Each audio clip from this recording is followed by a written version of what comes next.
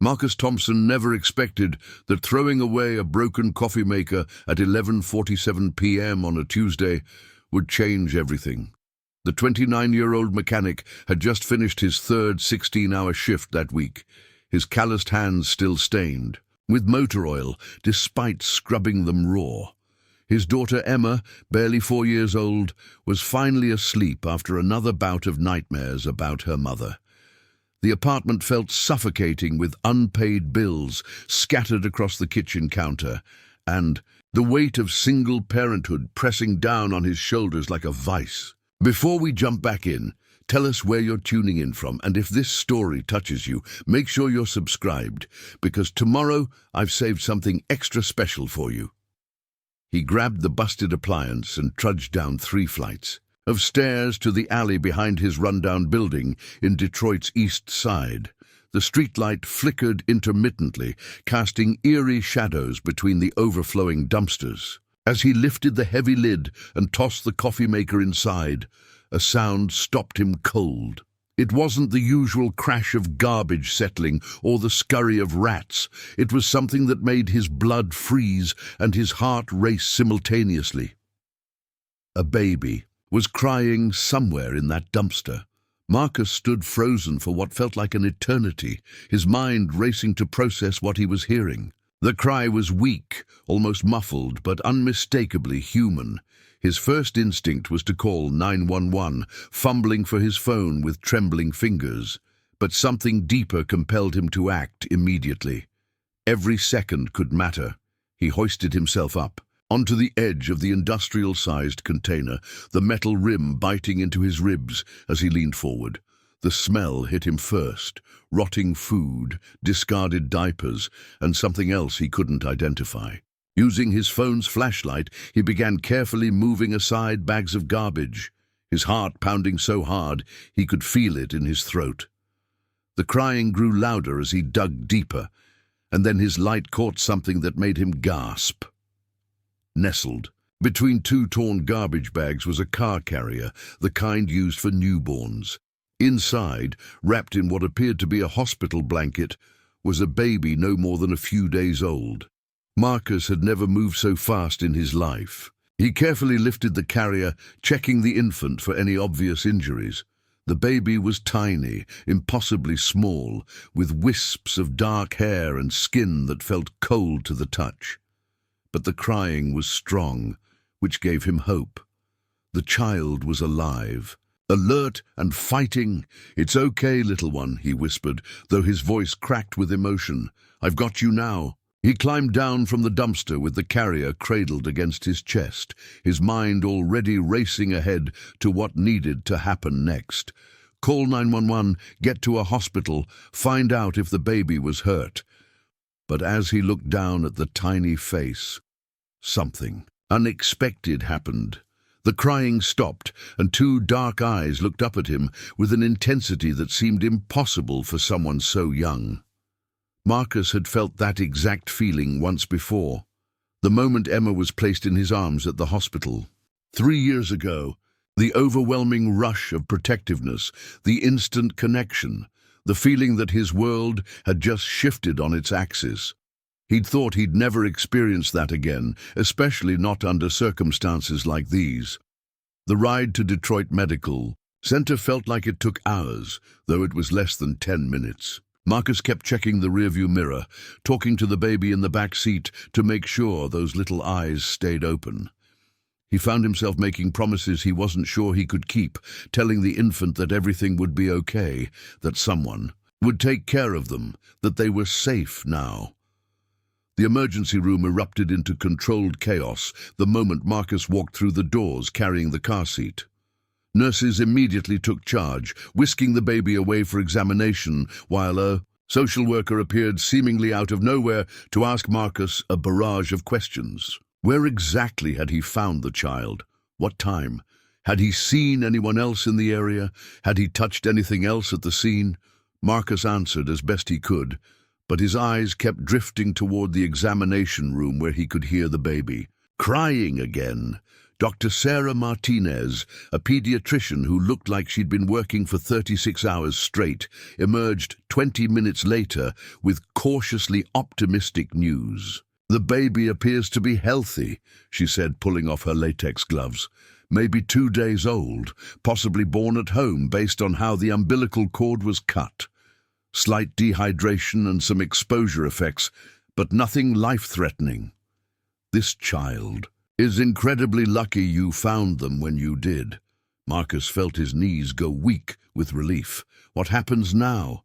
"Child Protective Services will take custody temporarily while they investigate.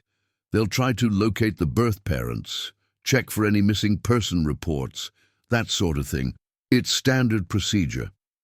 The social worker, a woman named Janet Reeves, who'd been in the system for 15 years, approached with a tablet full of paperwork. "Mr. Thompson, I need to ask, do you have any interest in providing temporary foster care while we sort this out? Given that you're the one who found the baby, and considering the circumstances, it might provide some stability during what's sure to be a chaotic few weeks." Marcus blinked, certain he'd misheard. "I'm sorry, what?" "Foster care. Temporary placement. I've already run a preliminary background check. You're a single father with a clean record, stable employment, no criminal history. Your daughter Emma is up to date on all her medical care. You've never had any CPS involvement. Normally we'd need more time for home studies and interviews, but emergency situations sometimes call for expedited processes." The words hung in the air like a challenge. Marcus thought about his tiny apartment, barely big enough for him and Emma. He thought about his bank account, already stretched thin trying to provide for one child. He thought about Emma, who was just starting to adjust to their new normal after her mother's abandonment 18 months ago. But then he thought about the baby's eyes looking up at him in that alley, the way the crying had stopped when he'd spoken. He thought about his own childhood, bouncing between relatives who didn't really want him, never quite belonging anywhere until he'd met Emma's mother in college. "I'll need to talk to Emma first," he heard himself saying. "She's been through a lot, and I won't make any decisions that might hurt her." Janet nodded approvingly. "That's exactly the kind of response we like to hear. Take tonight to think it over. The baby will stay here in the NICU for observation anyway. We can discuss it further tomorrow." Marcus drove home in a daze, his mind replaying every moment from the past 3 hours. It was nearly 3 a.m. when he finally climbed the stairs to his apartment, but sleep was impossible. Instead, he sat at his kitchen table, staring at the pile of bills and wondering if he'd lost his mind to even consider Janet's suggestion. Emma woke up at 6:30 a.m., like clockwork, padding into the kitchen in her pink pajamas with her stuffed elephant tucked under one arm. She had her mother's honey-colored hair and Marcus's stubborn chin, and she was the smartest 4-year-old he'd ever encountered. "Daddy, you look tired," she said, climbing onto his lap without invitation. "Did you have bad dreams too?" Marcus wrapped his arms around her, breathing in the scent of her strawberry shampoo. "Something like that, sweetheart, but I need to tell you about something that happened last night." He explained it as simply as he could. How he'd found a baby who needed help, how the doctors were taking care of them, how sometimes babies didn't have families and needed people to help them for a while. Emma listened with the serious expression she got when processing important information. "Is the baby okay?" she asked finally. "The baby is okay, but they need somewhere to stay while the grown-ups figure out what to do next." Emma was quiet for a long moment, her small fingers tracing patterns on Marcus's work shirt. "When Mommy left, I was scared nobody would take care of me." The words hit Marcus like a physical blow. He'd known Emma remembered more about her mother's departure than she let on, but hearing her articulate that fear so clearly broke something inside him. "But I took care of you," he said softly, "and I always will. Maybe we could take care of the baby too, just for a little while, until they find their real family." Marcus stared down at his daughter, amazed by her capacity for empathy despite everything she'd been through. It wouldn't be easy, Em. Babies cry a lot, and they need lots of attention. It would mean less time for just you and me. Emma considered this seriously. But if we don't help, who will? The simplicity of her logic was overwhelming. Marcus had spent hours agonizing over finances and logistics and practical concerns, but Emma had cut straight to the heart of it. Someone needed help, and they were in a position to provide it. Okay, he said, the decision crystallizing as he spoke. We'll help. By 9 a.m. they were back at the hospital. Emma insisted on bringing her second favorite stuffed animal, a small brown bear named Coco, as a gift for the baby. Janet was waiting for them with a stack of paperwork and a cautious smile.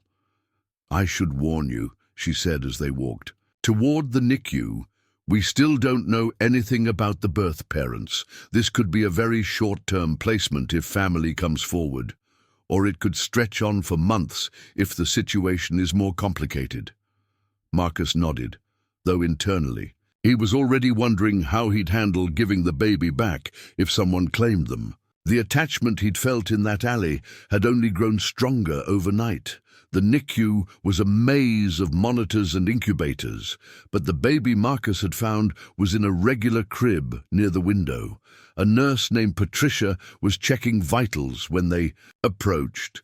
Well, look who's back, she said warmly. Your little friend here has been asking for you all night. The baby was awake, those dark eyes tracking movement with surprising alertness. Emma pressed her face against the glass partition, completely mesmerized. They're so little, she whispered. Do they have a name? Preparing and narrating this story took us a lot of time, so if you are enjoying it, subscribe to our channel. It means a lot to us. Now back to the story. Marcus realized he'd been thinking of the baby as them, or the baby, all night. But they'd need something more personal if this was really happening. Or what do you think we should call them? Emma studied the infant seriously. They looked like Jordan. Jordan is a good name for boys and girls. Jordan. Marcus tested the name in his mind and found it fit perfectly. Jordan it is. The next few hours were a whirlwind of paperwork, interviews, and medical discussions. Marcus learned that Jordan weighed 5 pounds, 3 ounces, small but not dangerously so. The pediatrician suspected Jordan was born slightly premature, maybe at 37 weeks instead of 40, but there were no signs of serious complications. Dr. Martinez pulled Marcus aside while Emma was reading a picture book to Jordan through. The glass, I need to be completely honest with you, she said. We have no idea what this baby was exposed to in utero. No prenatal care records, no information about the mother's health or habits. Jordan seems healthy now, but there could be developmental issues that don't show up until later. Marcus nodded, appreciating her directness. What kind of issues? Could be nothing. Could be learning disabilities, behavioral problems, health conditions we can't detect in a newborn. I'm not trying to scare you away, but you need to know what you might be signing up for. Marcus looked at Emma, who was now making faces at Jordan and giggling when the baby seemed to respond. My daughter has been through trauma too.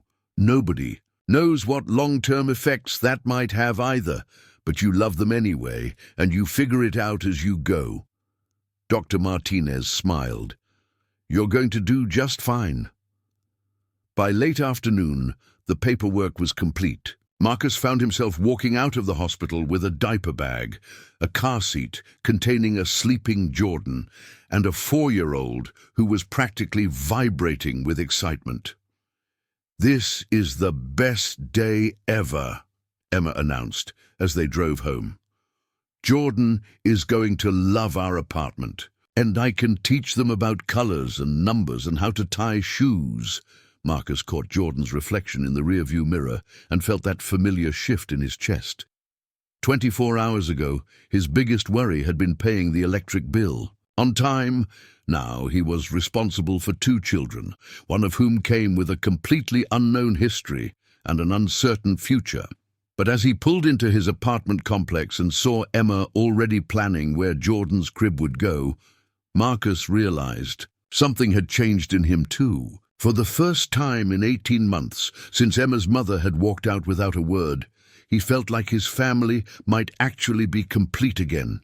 Not because Jordan filled some void left by his ex-wife, but because caring for someone else had reminded him of something he'd almost forgotten, that love didn't have to be earned or planned or make financial sense. Sometimes it just happened in the space between one heartbeat and the next, in an alley behind a rundown apartment building, when someone small and helpless needed you to be bigger than your fears. Jordan woke up as Marcus was lifting the car. Seat out of the car, those dark eyes blinking in the afternoon sunlight. For just a moment, Marcus could have sworn the baby smiled. The first week with Jordan tested every parenting skill Marcus thought he'd mastered with Emma. 3 a.m. feedings became his new normal, stumbling through the dark apartment with a bottle. While trying not to wake Emma, the tiny one-bedroom felt even smaller now, with a borrowed crib squeezed between Marcus's bed and the dresser, diaper supplies stacked on every available surface. Emma had appointed herself Jordan's personal guardian and entertainment committee. She would sit cross-legged beside the crib for hours, reading picture books aloud or singing the alphabet song in her sweet, off-key voice. Jordan seemed fascinated by her, those dark eyes tracking her movements with an intensity that surprised. The pediatric nurse who came for the mandatory wellness checks. "Most newborns don't focus like that," Nurse Patricia commented during her Thursday visit. "Jordan's definitely alert for someone so young." Marcus was learning that caring for an infant was like riding a bicycle you'd never quite mastered the first time. The basics came back quickly. Diaper changes, bottle preparation, recognizing different types of cries. But every baby was different. Jordan was quieter than Emma had been, more observant, but when distressed, the crying could go on for hours despite Marcus's best efforts. Work became a logistical nightmare.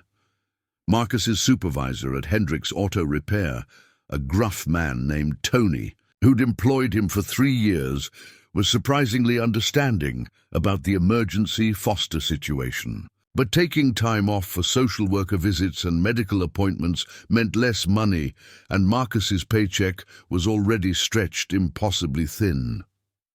"You're juggling too much," his neighbor Mrs. Chen observed on Friday morning. The elderly woman had lived in the apartment next door for 20 years and had become something of a surrogate grandmother to Emma. "Let me watch the baby while you take Emma to preschool." Marcus hesitated. Janet had emphasized that foster children couldn't be left with anyone who hadn't been background checked and approved by the state. But Mrs. Chen had been watching Emma informally for months, and the alternative was losing another morning of work. "Just for an hour," he agreed, immediately feeling guilty about the compromise. Mrs. Chen took to Jordan immediately, clucking over the baby in rapid Mandarin while expertly swaddling them in a soft yellow blanket. "This one has old soul eyes," she said in her accented English. "Very serious baby."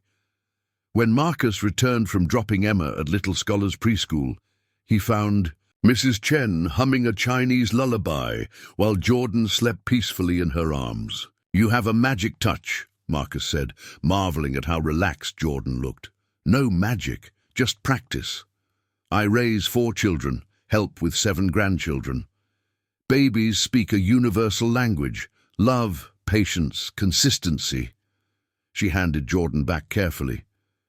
"But you look tired, Marcus. You cannot do everything alone." The truth of her words hit him hard. He was exhausted, running on coffee and determination, snapping at Emma over little things that wouldn't have bothered him before. The stress was showing, and if he wasn't careful, it would affect both children. That evening, Janet called with an update that changed everything. "We've made contact with someone who might be Jordan's mother," she said without preamble. "A 19-year-old named Ashley Morrison. She was reported missing by her aunt 3 weeks ago, but she contacted Detroit PD this morning, asking about the baby found behind your building. Marcus felt his stomach drop. He'd known this moment would come eventually, but he wasn't prepared for how much it would hurt. Does she want Jordan back? It's complicated. Ashley is homeless, has been staying in shelters or on the streets for months.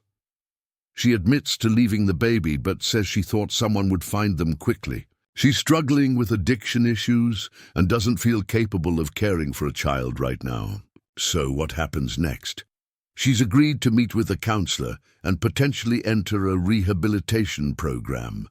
But that could take months, assuming she follows through. She hasn't made any demands about immediate custody, which is unusual.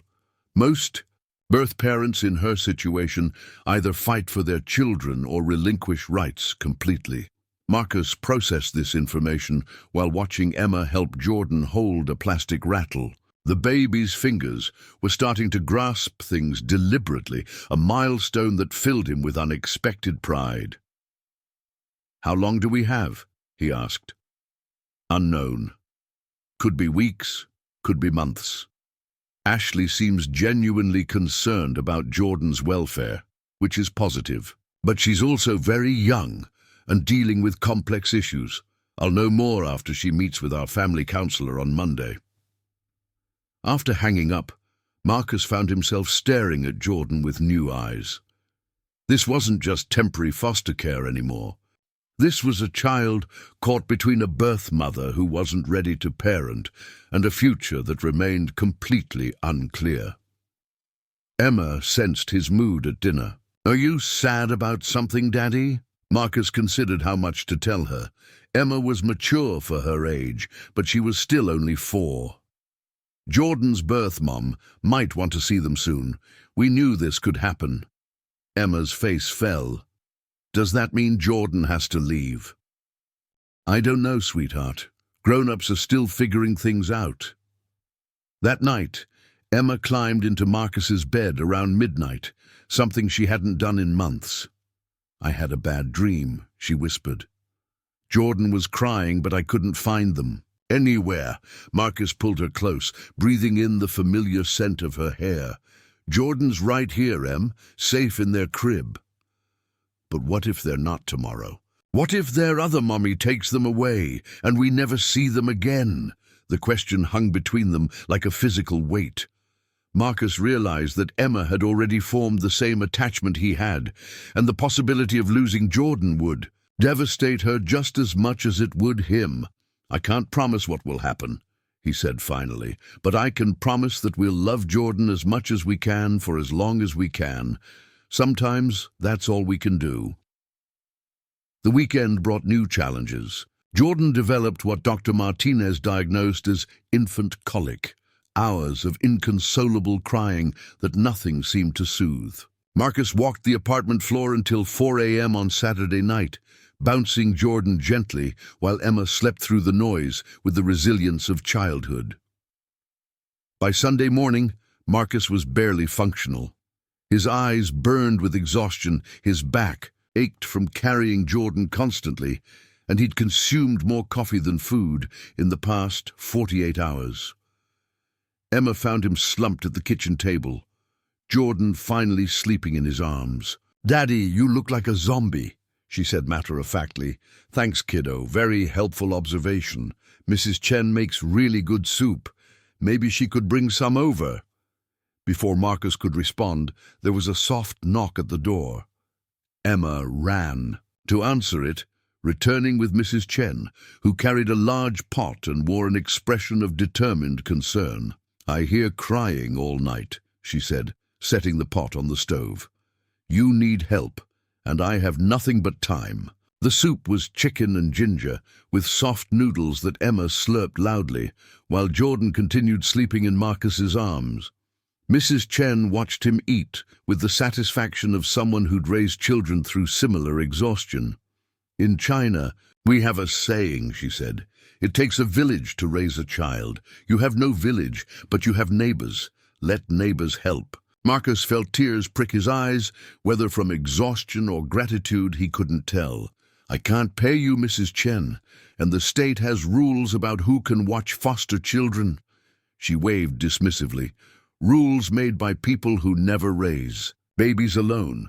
Sometimes rules must bend for human kindness." That afternoon, while Mrs. Chen entertained Emma with stories about her childhood in Beijing, Marcus managed to sleep for 3 uninterrupted hours. He woke up feeling more human than he had in days. Monday brought the dreaded meeting with Ashley Morrison. Janet had arranged for it to take place at the Department of Children and Family Services office downtown, neutral territory that might feel less threatening to everyone involved. Marcus had debated whether to bring Jordan, finally deciding that Ashley had a right to see the child she'd given birth to. Emma stayed with Mrs. Chen, who promised to make her favorite dumplings for dinner. The DCFS office was everything Marcus expected. Fluorescent lighting, industrial carpeting, and the lingering smell of too many people dealing with too much stress. Janet met him in the lobby looking unusually tense. "Ashley's been clean for 4 days, she said as they walked toward the conference room. "That's not very long, but it's a start. She's agreed to enter an inpatient program, but she wants to see Jordan first." Marcus adjusted Jordan's car seat, feeling protective and territorial in a way that surprised him. "What should I expect?" "Honestly, I'm not sure. Every situation like this is different." Ashley Morrison was smaller than Marcus had imagined. Barely. 5 feet tall, with prematurely aged features that spoke of hard living. Her blonde hair hung in limp strands around a face that might have been pretty under different circumstances. She was clean but nervous, her hands shaking slightly as she sat across from Marcus and Jordan. "Thank you," she said quietly, her eyes fixed on the car seat. "For finding them, for taking care of them." Marcus nodded, not trusting his voice. "Can I—" She gestured toward Jordan. "Can I hold them?" Janet nodded encouragingly. Marcus carefully lifted Jordan from the carrier, his heart racing as he placed the baby in Ashley's arms. The transformation was immediate. Ashley's entire demeanor changed, her face softening as she looked down at Jordan. She began to cry, quiet tears that she didn't bother to wipe away. "Hi, baby," she whispered. "Mommy's sorry, Mommy's so sorry." Jordan, who had been fussy all morning, settled immediately in Ashley's arms. The baby seemed to study her face with the same intensity Marcus had noticed before, as if trying to solve a puzzle. They sat in silence for several minutes, Ashley rocking Jordan gently, while Marcus tried to process the complex emotions coursing in through him. This was Jordan's mother, the person who had carried them for 9 months and given birth under circumstances he could barely imagine. But she was also the person who had left a newborn in a dumpster, and that fact sat like a stone in his chest. "I was scared," Ashley said eventually, still looking at Jordan. "I lived in my car for 2 months, then the shelters when it got cold. I knew I couldn't take care of a baby like that. I thought someone would find them fast, someone who could give them what I couldn't." "Why didn't you take Jordan into a hospital or fire station?" Marcus asked, his voice gentler than he'd expected. Ashley's face crumpled. "I was high, not thinking straight. By the time my head cleared, it was too late to change what I'd done." Janet leaned forward. "Ashley, we've talked about the rehabilitation program. Are you still committed to that?" "Yes, I have to be. I can't be Jordan's mom like this." She looked directly at Marcus for the first time. "But I can't give up my rights either. Not yet. Is that okay with you?" The question caught Marcus off guard. "What do you mean?" "I mean, will you keep taking care of them while I get clean? I know it's not fair to ask, but I can see they're happy with you. Safe." Marcus felt the weight of responsibility settle on his shoulders like a familiar coat. "For as long as you need." Ashley nodded, fresh tears starting. "I want to get better for Jordan, Maybe someday I can be the mom they deserve. The meeting lasted another hour, with Janet explaining the legal complexities and Ashley signing papers that would allow Marcus to continue as Jordan's foster parent while she entered treatment. As they prepared to leave, Ashley kissed Jordan's forehead gently. "Be good for Marcus," she whispered. "Mommy loves you." Walking out of that building, Marcus felt like he was carrying more than just a baby in a car seat. He was carrying hopes and fears, possibilities and responsibilities that stretched far beyond anything he'd imagined when he'd heard crying in that dumpster. Emma was waiting at the apartment window when he pulled up, her face pressed against the glass.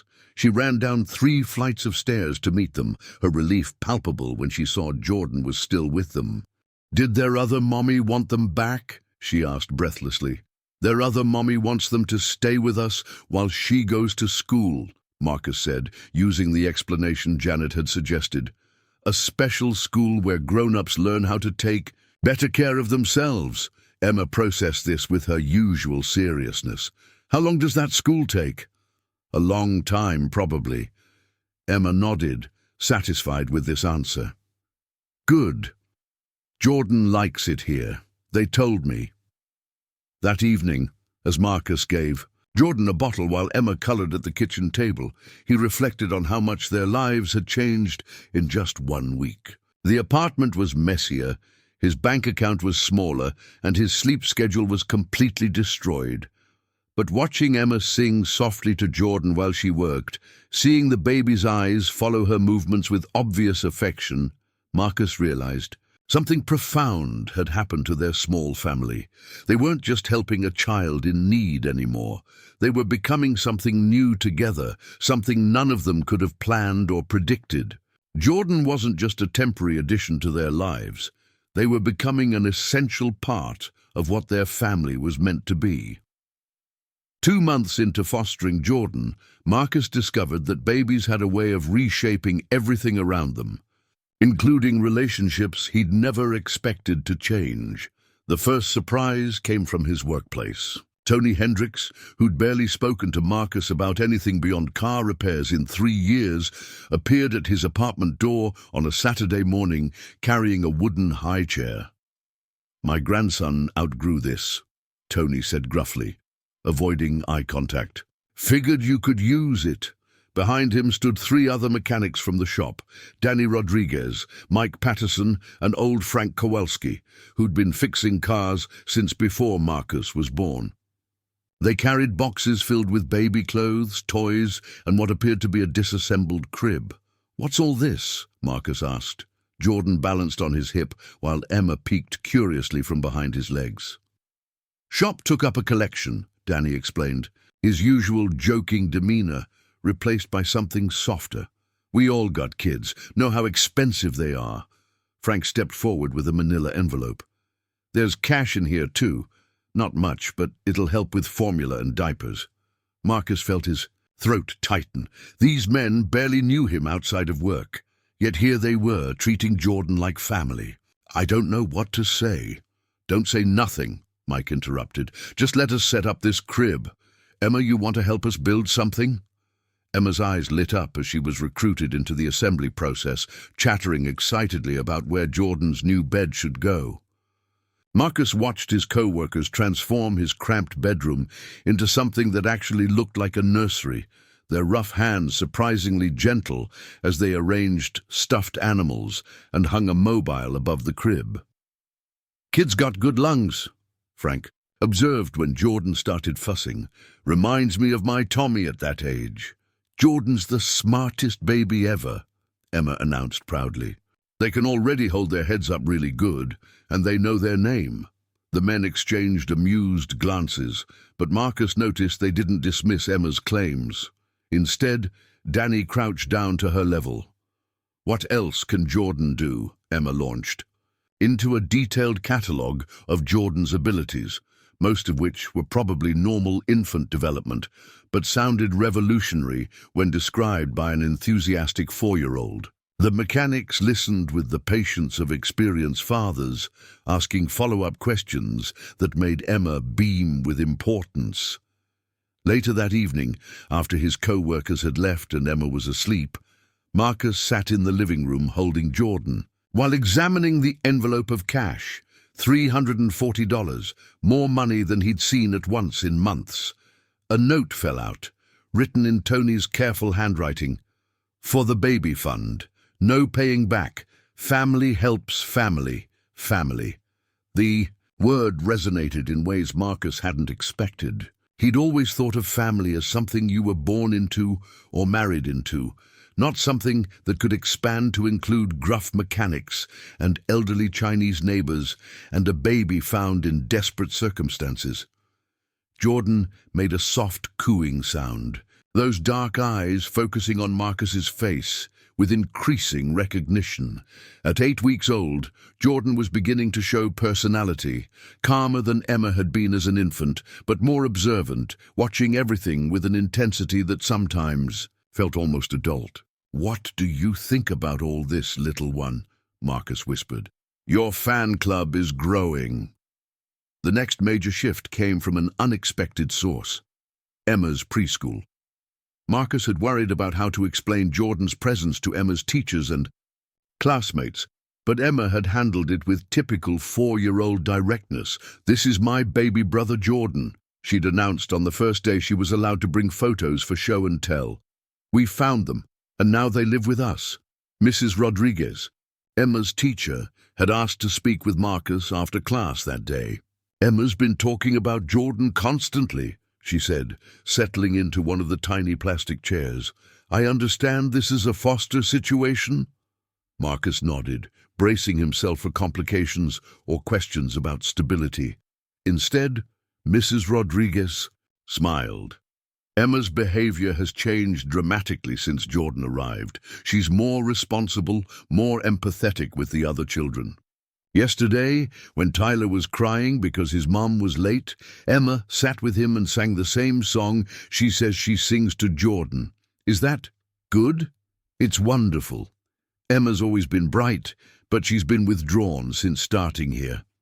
Other children sensed she was carrying something heavy. Now she seems lighter, more engaged. Having someone to care for has brought out her natural leadership qualities. Marcus felt a surge of pride mixed with concern. "I don't want her to feel responsible for Jordan. She's still just a kid herself." Of course. But children learn empathy through experience, and Emma's learning that love means taking care of each other. That's a beautiful lesson. That afternoon, Marcus watched Emma with new eyes as she helped him prepare Jordan's bottle, carefully measuring formula powder while explaining to Jordan why they needed to eat healthy food to grow big and strong. She'd appointed herself Jordan's translator and advocate, interpreting every cry and coo with the confidence of an expert. "Jordan wants the yellow blanket, not the blue one," she'd announce. "They told me." "Jordan's tired of lying down. They want to see what we're doing." "Jordan thinks your singing is funny, Daddy. They're trying not to laugh." Whether Emma was actually reading Jordan's cues or simply projecting her own desires, Marcus found her interpretations were usually accurate. She seemed to understand Jordan, in ways that even he missed sometimes. The 3rd month brought unexpected challenges. Janet called on a Tuesday morning with news that sent Marcus's world spinning. "Ashley completed her first phase of treatment," she said. "She's been clean for 10 weeks now and is requesting supervised visits with Jordan." Marcus had known this day would come, but knowing and feeling prepared were entirely different things. "What does that mean exactly?" "Weekly visits, 2 hours each, with a social worker present. If those go well, we'll gradually increase the time and reduce supervision. The goal is to assess whether Ashley can eventually resume custody." Marcus sank into his kitchen chair, watching Jordan sleep peacefully in the bouncer Emma had bought with her allowance money. "When does this start?" "Next week. I know this is difficult, Marcus, but it's what's best for Jordan in the long run. Ashley has made real progress, and she has legal rights as the birth mother." After hanging up, Marcus sat in his kitchen trying to process what this meant. He'd grown accustomed to thinking of Jordan as permanently part of their family, even though he'd known it was temporary. The idea of preparing Jordan for visits with Ashley, of potentially losing them entirely, felt like losing a piece of himself. Emma found him there an hour later, still staring at his cold coffee. "You look sad again," she observed, climbing into his lap. Marcus wrapped his arms around her, drawing comfort from her solid warmth. "Jordan's birth mom wants to visit them. Remember we talked about how she was going to that special school?" Emma nodded solemnly. "Is she better now?" "She's getting better. And she misses Jordan. But Jordan lives with us now. This is their home." The certainty in Emma's voice broke Marcus's heart. She'd fully accepted Jordan as her sibling, creating an elaborate fantasy world where the three of them would always be together. The reality of foster care hadn't touched her yet. "Sometimes grown-up situations are complicated, Em. We have to do what's best for Jordan, even if it's hard for us." Emma considered this with her usual seriousness. What if what's best for Jordan is staying with us? Marcus didn't have an answer for that question. The first visit took place at the DCFS office, the same sterile conference room where Marcus had first met Ashley 3 months earlier. She looked different, healthier, with clear eyes and hair that had been recently cut and styled. She'd gained weight, filling out her face, and she moved with more confidence. "Hi, baby," she said softly as Marcus placed Jordan in her arms. "Look how big you've gotten." Jordan, now 12 weeks old and much more alert, studied Ashley's face with curiosity rather than recognition. Ashley noticed this immediately, her face falling slightly. "They don't remember me," she said to Janet. "That's normal at this age," Janet assured her. "Babies this young don't form lasting memories yet. Jordan will get to know you again." Marcus watched from across the room as Ashley held Jordan, talking quietly and trying different techniques to engage them. Jordan was polite, but not particularly responsive, treating Ashley like any other friendly stranger. "They smile all the time at home," Marcus found himself saying. "Jordan's very social now." Ashley looked up gratefully. "What makes them happy?" "Singing. Emma sings to them constantly." And Jordan lights up. "They also love looking out the window. There's a tree outside our kitchen that moves in the wind." "Tell me more," Ashley said eagerly. "I want to know everything." For the next hour, Marcus found himself sharing Jordan's daily routine, their emerging personality traits, the way they'd started reaching for toys and rolling from back to side. Ashley listened intently, asking questions about feeding schedules and sleep patterns with the focus of someone studying for an exam. "You're a good dad," she said as the visit ended. "I can tell Jordan feels safe with you." The comment surprised Marcus. "Thank you. I know this is weird for you, having me back in the picture, but I'm grateful you're taking such good care of them." Driving home, Marcus reflected on how different Ashley seemed from the broken teenager he'd met months earlier. Recovery was clearly working for her, but that meant Jordan's future had become even more uncertain. Emma was waiting with Mrs. Chen when he returned, both of them eager for a report on how Jordan had handled their first outing without Emma. "Jordan missed me," Emma announced confidently, after examining the baby for signs of distress. "See how they're looking at me. They're saying, 'Emma, I'm so glad you're home.'" Mrs. Chen caught Marcus's eye over Emma's head, her expression knowing. "How was the other mother?" "Different, better," Mrs. Chen nodded thoughtfully. "Change is hard for everyone, but love finds way." That night, as Marcus tucked Emma into bed, she asked the question he'd been dreading. "Daddy, what if Jordan's other? Mommy wants them back for keeps." Marcus sat on the edge of her bed, choosing his words carefully. "Then we'll be sad, but we'll be happy for Jordan too. Because every child deserves to be with their birth family if that family can take good care of them. But we take good care of Jordan. Jordan loves us. Jordan does love us, and they always will, no matter what happens." Emma was quiet for a long moment. Will you still be my daddy if Jordan goes away? The question hit Marcus like a physical blow. In all his worrying about losing Jordan, he'd never considered that Emma might fear losing him too. Emma, look at me. He waited until her eyes met. His eye will always be your daddy. Nothing and nobody can ever change that. You're my daughter forever, no matter what else happens in our family. Emma nodded, some tension leaving her shoulders. Even if Jordan stays, I'm still your first kid, right? You're my first kid, my best kid, and my Emma kid. That never changes. She smiled at their old joke, a remnant from when she was smaller and needed constant reassurance about her place in his heart.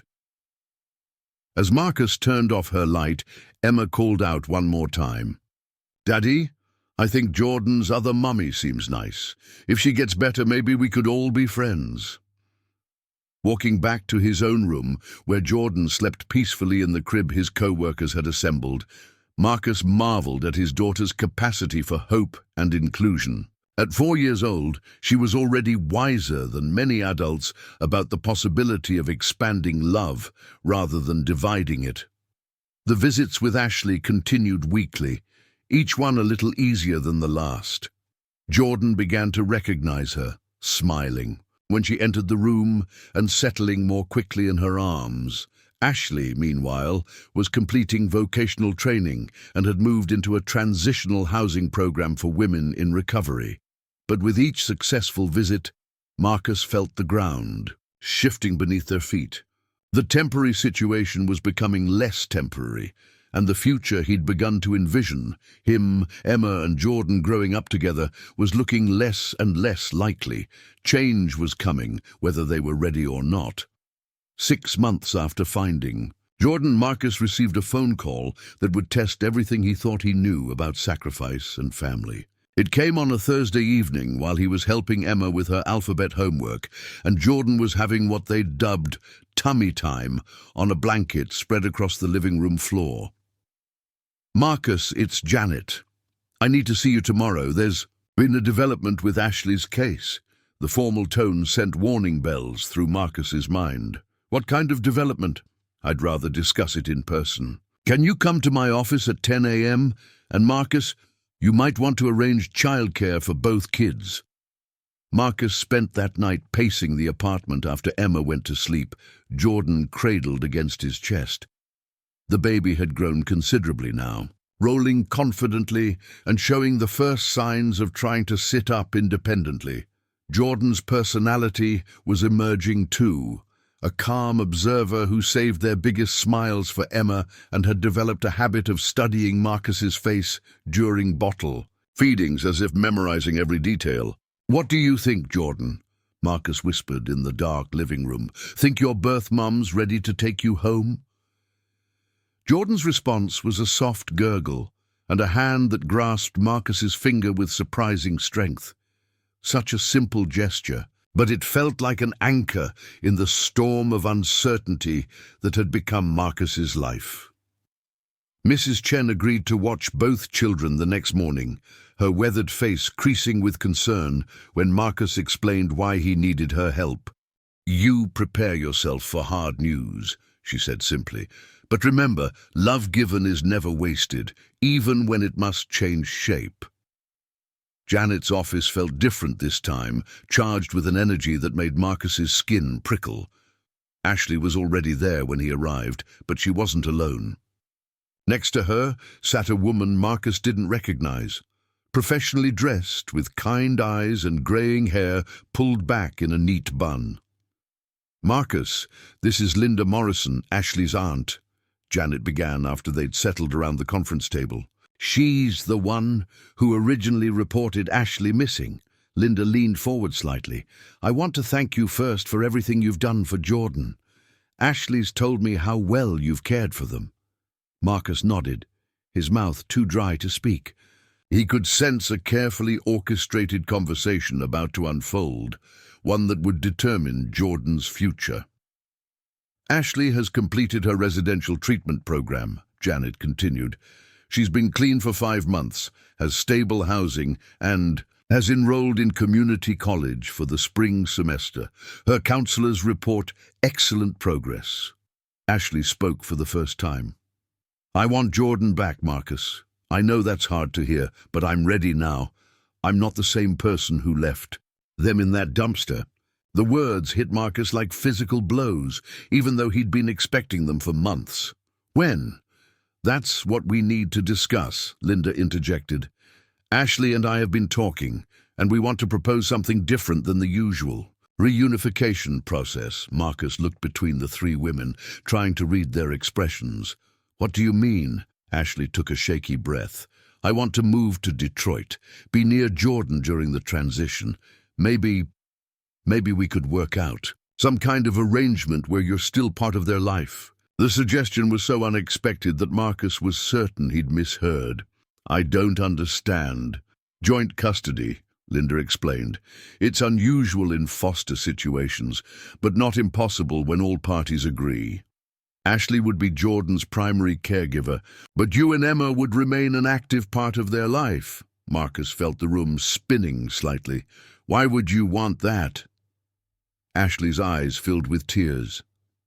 Because Jordan has a family with you, a sister who loves them, a father who sacrificed for them. I can't take that away, even if legally I have the right to. And because, Linda added, Ashley's still very young. Having support from experienced parents would benefit everyone, especially Jordan. Janet shuffled through paperwork with the efficiency of someone who'd handled thousands of these conversations. It would require court approval, background checks, formal agreements about custody schedules, and decision-making responsibilities. It's not simple, but it's possible. Marcus tried to process what they were suggesting. Instead of losing Jordan completely, they were offering him a chance to remain part of their life. But it would mean sharing custody with Ashley, learning to co-parent with someone he barely knew, navigating complex emotions about what family meant. What does Ashley get out of this arrangement? He asked finally. Ashley smiled through her tears. I get my child back without destroying the family they've already formed. I get help learning how to be a good mom, and Jordan gets the best of both worlds. I need time to think about this, Marcus said. Of course, Janet agreed. This is a major decision for everyone involved. Take the weekend. We'll meet again on Monday. Marcus drove home in a daze, his mind churning with possibilities and concerns. Joint custody meant Jordan would sometimes sleep in another home, wake up to someone else's voice, learn to call Ashley Mommy while still calling him, what, Dad, Marcus? The uncertainty was terrifying. Emma was waiting at the window when he pulled up, her face pressed against the glass as usual.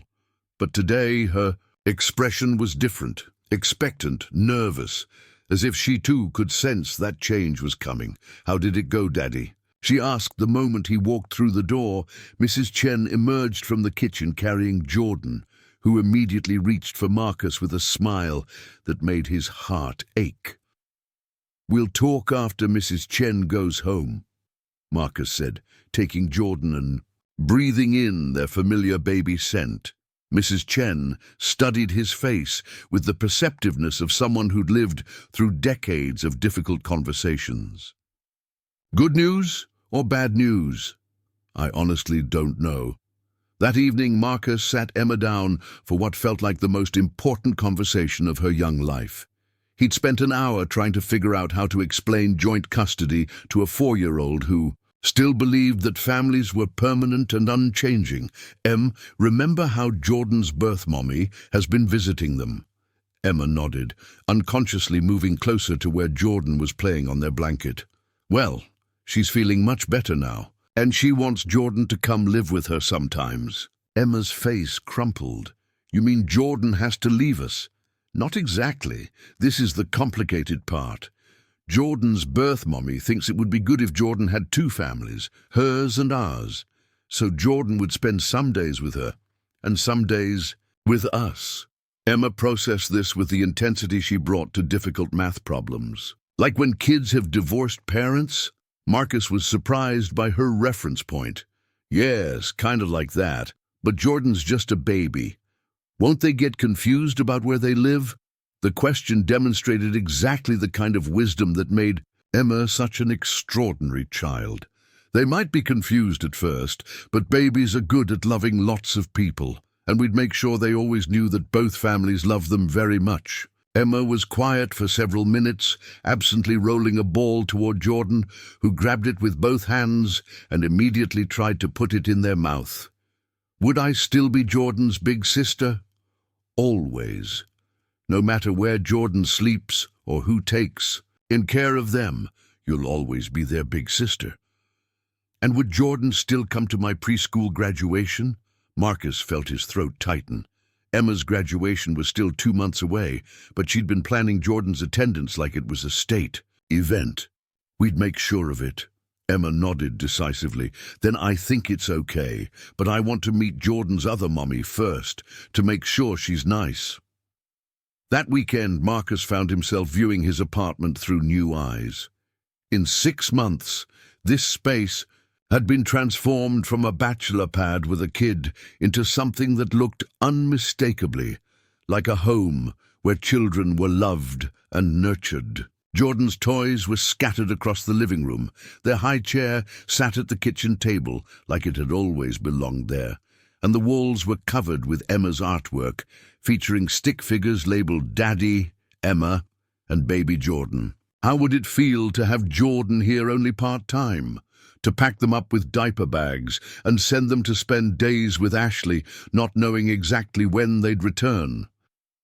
Sunday brought an unexpected visitor.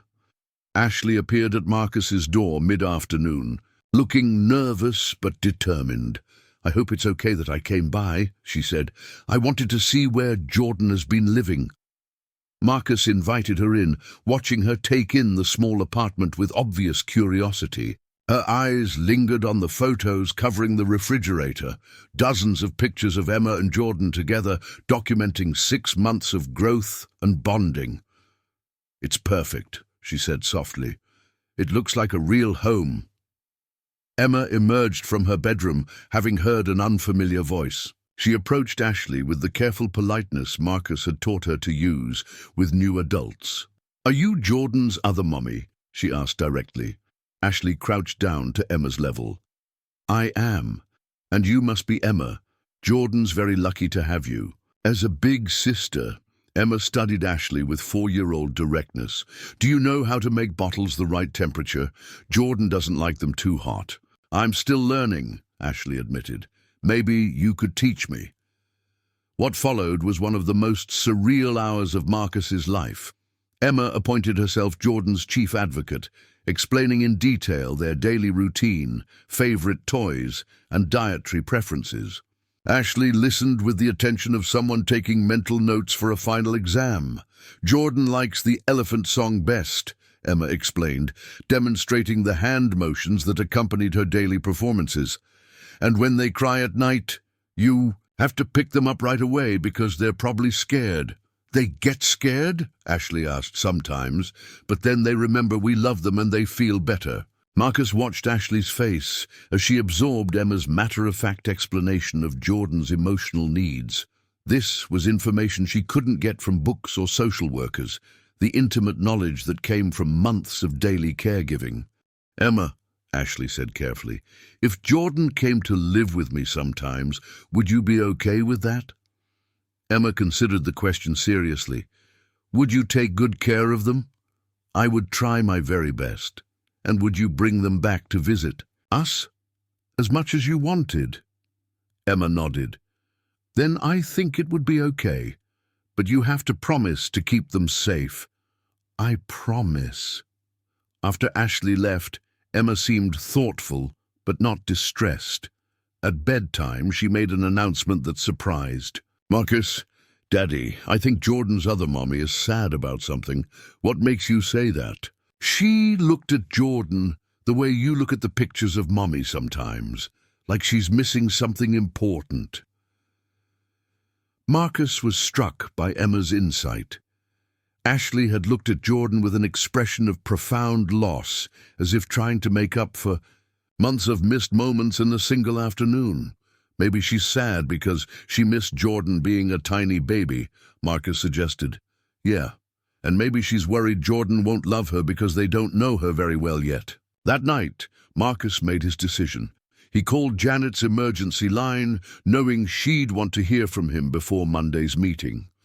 "I'll agree to the joint custody arrangement," he said without preamble, "but I have conditions." "I'm listening." "Emma gets to be part of the transition process.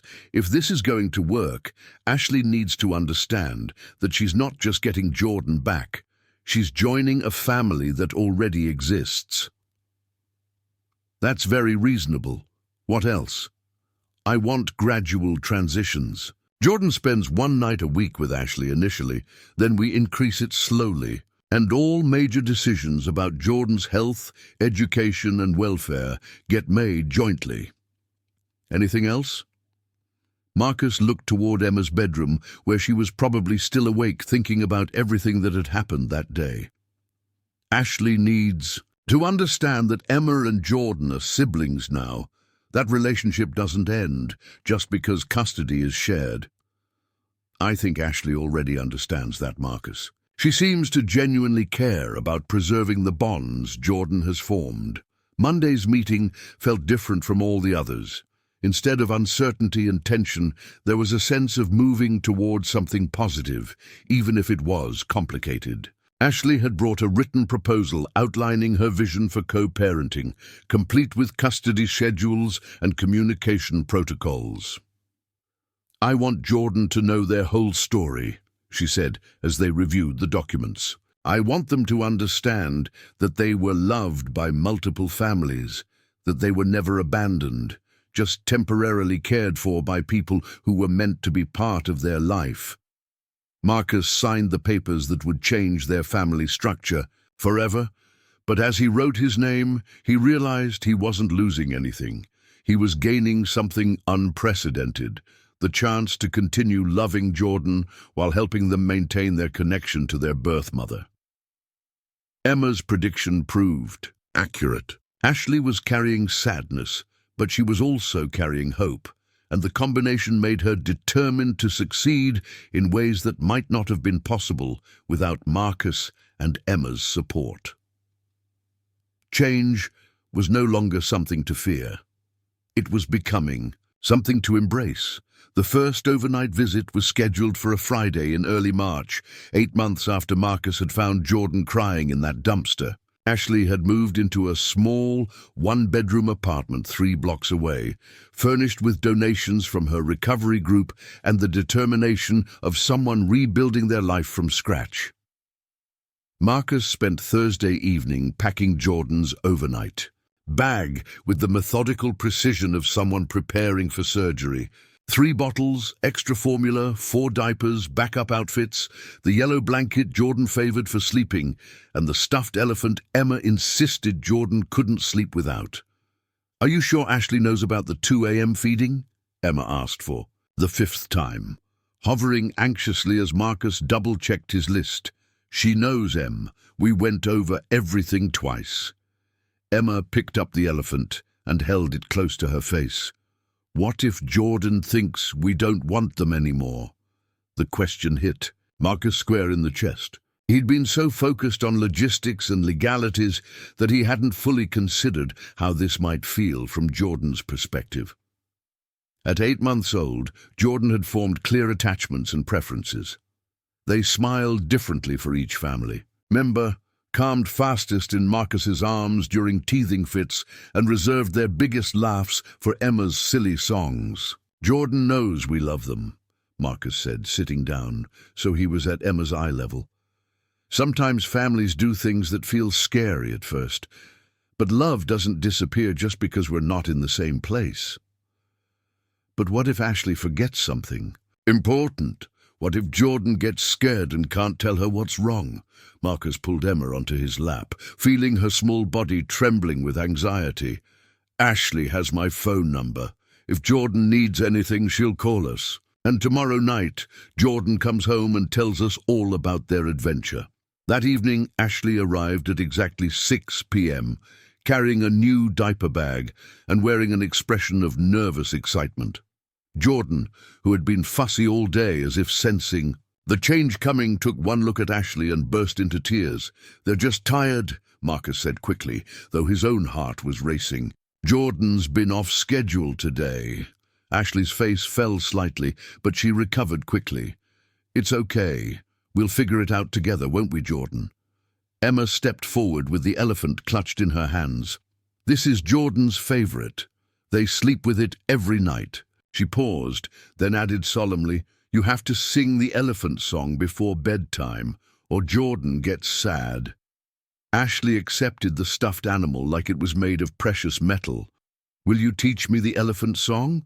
What followed was a 10-minute music lesson conducted entirely by Emma, with Jordan gradually calming as they listened to the familiar melody. By the time Ashley was ready to leave, Jordan was reaching for her with curious fingers, grabbing at her necklace and hair with typical baby enthusiasm. "We'll call if there are any problems," Ashley promised, securing Jordan in their car seat with hands that only shook slightly. Marcus watched from the window as Ashley's car disappeared around the corner, carrying away a piece of his heart. The apartment felt hollow without Jordan's presence. No baby sounds, no colorful toys scattered across the floor, no reason to speak in the hushed tones that had become second nature. Emma lasted exactly 47 minutes before the tears came. "I miss Jordan," she sobbed into Marcus's shoulder. "What if they forget about us?" Marcus held her while she cried, fighting back his own tears. This was harder than he'd anticipated, and it was only one night. How would they handle longer separations as Jordan grew older? Mrs. Chen appeared at their door around 8 p.m., carrying a thermos of hot chocolate and wearing the expression of someone who'd heard crying through thin walls. "First night is always the hardest," she said matter-of-factly, settling Emma on her lap while Marcus poured the hot chocolate. "When my daughter Lee went to college, I stared at her empty bedroom for 3 hours. "But Jordan's just a baby," Emma protested. "They need us." "Jordan needs many people," Mrs. Chen corrected gently. "You, Daddy, Ashley, maybe more family someday. Love multiplies, not divides. More people loving Jordan means Jordan is luckier, not more confused." Emma considered this while sipping her hot chocolate. "Do you think Jordan misses us too?" "I think Jordan is learning something very important, that family can have many shapes and still be family." Ashley called at 11 p.m. with a detailed report. Jordan ate the whole bottle and went to sleep after just 2 rounds of the elephant song. They woke up around 10:30, but I picked them up like Emma said, and they went right back to sleep. Marcus felt some tension leave his shoulders. "How are you doing?" "Terrified," Ashley admitted with a shaky laugh, "but also happy. Really, really happy." The next evening, Ashley returned with Jordan and a bag full of photos she'd taken throughout the day. Jordan seemed content, but was clearly excited to see Marcus and Emma practically launching themselves from Ashley's arms into Marcus's embrace. "They were perfect," Ashley reported, beaming with pride. "We went to the park and Jordan loved the swings. And look!" She held up her phone, showing a video of Jordan clapping their hands together. "They learned something new today." Emma examined the photos with the intensity of a detective, asking detailed questions about every activity. Where had they gone for lunch? What songs had Ashley sung during car rides? Had Jordan napped at the right times? "Ashley, did you remember to burp Jordan after the afternoon bottle?" Emma asked seriously. "I did. Jordan burped really loud, just like you said they would," Emma nodded approvingly. "Good. Jordan gets fussy if you forget the burping." As the weeks progressed, a routine developed. Friday evenings became handoff time, with Ashley arriving for dinner and staying to help with Jordan's bedtime routine before taking them for the night. Emma created a detailed instruction manual for Ashley, complete with drawings and phonetic spellings of the songs Jordan liked best. "This is how you hold Jordan when they're cranky," Emma dictated while Marcus wrote. "Make sure their head is on your shoulder and rub their back in circles, not up and down." Ashley treated Emma's instructions like gospel, calling for clarification, when Jordan's behavior didn't match the manual's predictions. Rather than feeling threatened by a 4-year-old's expertise, she seemed grateful for the guidance. "Emma knows Jordan better than anyone," Ashley told Marcus one evening. "I'm learning so much from her." Marcus began to see Ashley differently. During these transition periods, she was no longer the broken teenager he'd first met, nor was she a threat to his family's stability. She was becoming something unprecedented, a co-parent who genuinely respected the bonds Jordan had already formed while building new ones of her own. The first major test came when Jordan got sick with a stomach virus during one of Ashley's weekends. She called Marcus at 3 a.m., panic evident in her voice. "Jordan's been throwing up and they have a fever. I don't know what to do." "What's their temperature?" Marcus asked, already reaching for his shoes. "Under 2.4. I called the nurse hotline and they said to monitor it, but Marcus, they look so miserable." "I'm coming over." Marcus arrived at Ashley's apartment to find her walking the floor with a listless Jordan, both of them looking exhausted. The apartment was small, but meticulously clean, decorated with photos of Jordan and what appeared to be every milestone Ashley had missed during the first months of their life. "I gave them the baby Tylenol 20 minutes ago," Ashley said, handing Jordan to Marcus. "But the fever isn't breaking." Marcus assessed Jordan's condition with the practiced eye of an experienced parent. The baby was definitely sick, but not dangerously so. Flushed cheeks, glassy eyes, but still alert and responsive. "Let's try a lukewarm bath," he suggested. "Sometimes that helps bring the fever down." They worked together through the night, taking turns holding Jordan while the other prepared bottles or monitored temperature. Around 5 a.m., Jordan's fever finally broke, and they fell into the deep sleep of recovery. "Thank you," Ashley whispered as they watched Jordan sleep peacefully in the crib. "I was so scared." "Welcome to parenting," Marcus said softly. "You never stop being scared. You just get better at functioning while terrified." Ashley smiled tiredly. "Is this what it's like for you and Emma, the constant worry?" "Pretty much, but it gets easier as you learn to trust your instincts." That morning marked a shift in their relationship. Ashley had called him not because she was incompetent, but because she was learning to prioritize Jordan's welfare over her own pride. And Marcus had responded not as a rival parent protecting his territory, but as a partner in Jordan's care. Spring brought new challenges and unexpected joys. Jordan was crawling now, pulling themselves up on furniture and babbling constantly, in what Emma insisted was baby language with very important messages. "Jordan says they want to go to the park," Emma would announce after lengthy one-sided conversations with the baby. "Jordan thinks your eggs taste funny, Daddy. They want cereal." Instead, Jordan likes Ashley's apartment, but they miss their crib here.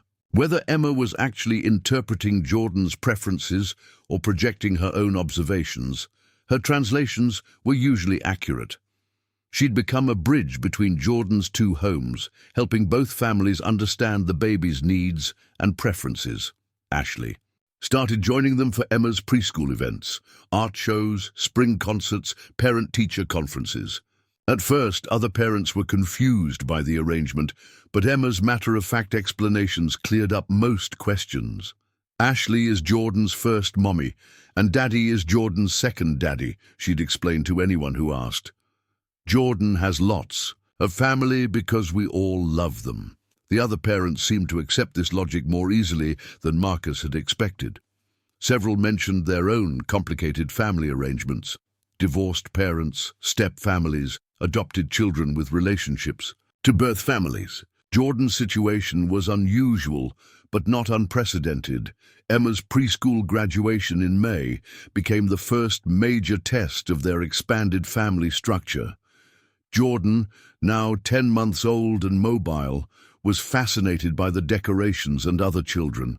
They crawled determinedly toward the stage where Emma was receiving her certificate, prompting laughter from the audience. "That's my baby brother," Emma announced into the microphone during her graduation speech. They wanted to come up here with me because we do everything together.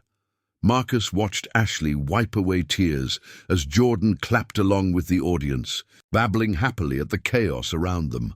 This was what family looked like now, complicated, unconventional, but undeniably loving.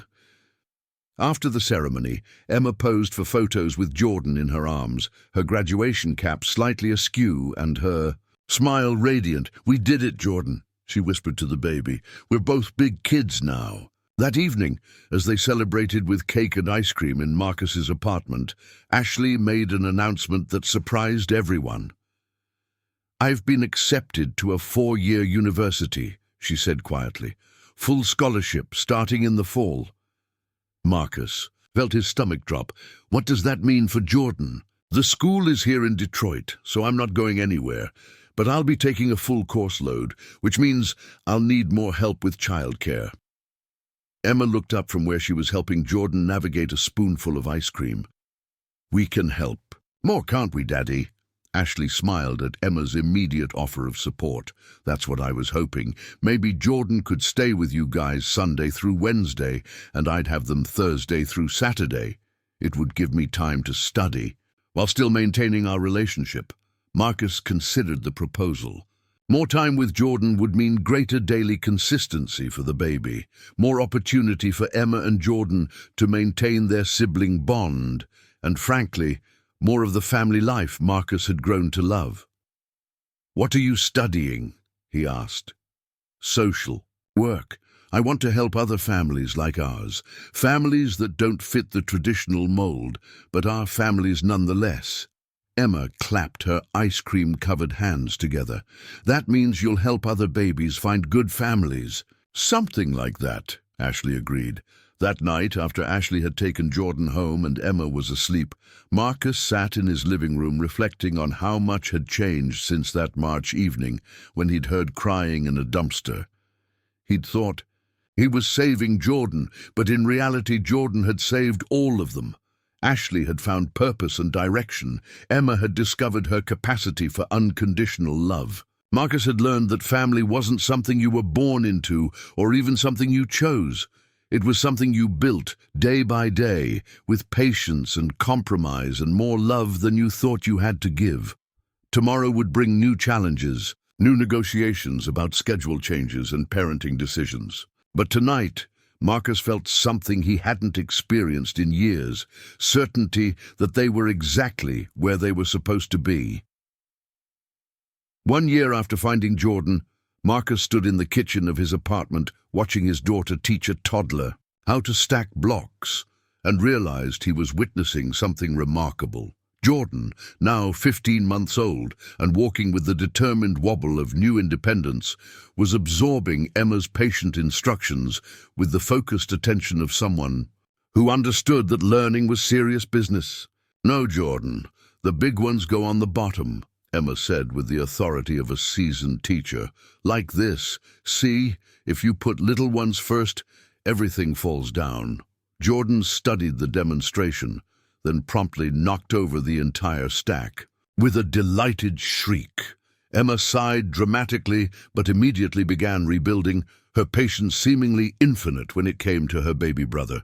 The changes in their lives had been gradual but profound. Ashley's adjusted custody schedule had created a rhythm that worked for everyone. Marcus and Emma provided stability and consistency during the school week, while Ashley offered weekend adventures and the special attention that came with being Jordan's only focus for 3 days. But the most significant change wasn't in their schedule or living arrangements. It was in how they'd learned to function as a team. "Marcus, I need your opinion on something," Ashley said, appearing in the kitchen doorway with a stack of college brochures. She'd been taking classes for 6 months now, maintaining a 3.8 GPA, while working part-time at a community center and caring for Jordan on weekends. "What's up?" "There's an opportunity for a summer internship with the state's Family Services Department. It would be an incredible experience for my major, but it would mean some longer days and weekend work. I'm worried about how it would affect Jordan's routine." Marcus poured himself coffee while considering her question. 6 months ago, Ashley wouldn't have asked his opinion about her career decisions. The fact that she was consulting him now spoke to how much their co-parenting relationship had evolved. What kind of schedule are we talking about? Some Saturdays, maybe one overnight during my usual weekends. The pay is good, which would help with my school expenses, and it's exactly the kind of experience I need for graduate programs. Emma looked up from her block-building project. Ashley, if you have to work on Saturdays, Jordan could come to the zoo with us. We go every other Saturday, and Jordan loves the elephants. Ashley smiled at Emma's immediate problem-solving. Would that be okay with you, Marcus? I know you and Emma have your special outings. Marcus watched Jordan successfully stack 2 blocks before gleefully destroying them again. Jordan's part of our special outings now. Besides, Emma's been asking when she can show Jordan the butterfly garden. So you think I should apply? I think you should definitely apply.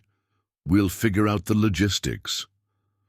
That afternoon, while Ashley took Jordan to the park, Marcus found himself reflecting on how naturally they'd fallen into shared decision-making. Questions about Jordan's development, medical care, and daily needs were discussed between all 3 adults, with Emma's input often proving surprisingly valuable. Mrs. Chen had observed this evolution with the satisfaction of someone who'd predicted success from the beginning. You build something new, she'd told Marcus recently. Not traditional family, not broken family. Something better. Family by choice, by commitment, by love that grows instead of divides. The first real test of their expanded partnership came in July when Emma's mother unexpectedly resurfaced. Marcus was bathing Jordan when his phone rang, displaying a number he'd deleted from contacts 18 months earlier, but still recognized. His ex-wife Sarah's voice was exactly as he remembered, confident, slightly impatient, with the undertone of someone who expected immediate compliance with her wishes. Hello, Marcus. I know this is unexpected, but I need to see Emma. Marcus nearly dropped the phone. Sarah, where are you calling from? I'm in Detroit. I've been living in Chicago for the past year, getting my life together. I want to see my daughter. Marcus lifted Jordan from the bath, wrapping them in a fluffy towel while his mind raced. You left without a word. You haven't called or sent so much as a birthday card. I know I made mistakes, but I'm better now, and I have rights as Emma's mother. The parallel to Ashley's situation wasn't lost on Marcus, but there were crucial differences. Ashley had never abandoned Jordan. She'd left them in a place where she knew they'd be found quickly, and she'd fought to rebuild her life specifically to become a better parent. Sarah had simply walked away when parenting became inconvenient. Does Emma even know you're in town? Not yet. I thought we should talk first. Marcus looked down at Jordan, who was playing with bath toys and babbling happily. This child had taught him so much about forgiveness, second chances, and the complexity of family structures. But he also had to protect Emma, who had finally found stability and happiness. Emma's doing well, Sarah, really well. She's confident, happy, surrounded by people who love her consistently. I won't let you disrupt that unless I'm convinced you're here for the right reasons. I'm her mother, Marcus. Being a mother is more than genetics. It's showing up every day, even when it's hard. Especially when it's hard. They agreed to meet for coffee the next day, without Emma, to discuss Sarah's intentions and any potential role she might play in their daughter's life. That evening, Marcus called Ashley and explained the situation. Her response was immediate and supportive. What do you need from me? Should I take Jordan for extra time so you can focus on this? Actually, I think having Jordan around might help. Emma's gotten very protective of our family unit. If she sees that you and Jordan are part of whatever decisions we make, she might feel more secure. Whatever you think is best. Emma comes first. All our kids come first. The The phrase slipped out naturally, but its significance hit them both. Marcus wasn't just talking about Emma anymore, and Ashley wasn't just thinking about Jordan. Somewhere along the way, they'd started considering themselves caretakers of both children. Sarah looked different when Marcus met her at the coffee shop downtown. Her hair was shorter, she'd lost weight, and she carried herself with the careful composure of someone working hard to project stability. But her eyes held the same restless energy that had made their marriage feel like living with a caged animal. "You look good," she said, studying Marcus across the small table. "Parenthood agrees with you." "It always did. You just weren't around to notice." Sarah winced but didn't argue. "I deserve that. I deserve worse, actually. But Marcus, I've changed. I've been in therapy, I have a good job. I'm in a relationship with someone who actually wants children. I want to be part of Emma's life again." "What does that look like to you?" "Visitation. Maybe weekends or school breaks. I know I can't just waltz back in and expect full custody." Marcus studied her face, looking for signs of the impulsiveness that had characterized her decision to leave. "What happens when being a weekend parent gets boring, when Emma has needs that interfere with your other plans?" "That won't happen." "You said a lot of things wouldn't happen, Sarah. You said you'd never leave Emma. You said you'd work through the hard parts of parenting instead of running away. Why should I believe this is different?" Sarah's composure cracked slightly. "Because I know what I lost now.